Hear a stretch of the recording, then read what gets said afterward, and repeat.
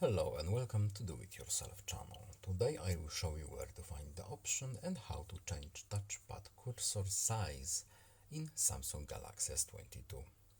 So where to look for this option? First of all, we need to go to settings, then we are looking for accessibility options menu. Next, in interaction and dexterity, on the top we have assistant menu options, and here at the bottom touchpad and cursor control. In here we have cursor size. By default it's medium, we can change to large if we need to, and these are two options available. No need to save, we can safely go back to our home screen, and that's basically it. Our cursor has been changed. So I hope this video is helpful to you. Please leave a like and subscribe. Have a nice day and see you in the next video. Goodbye.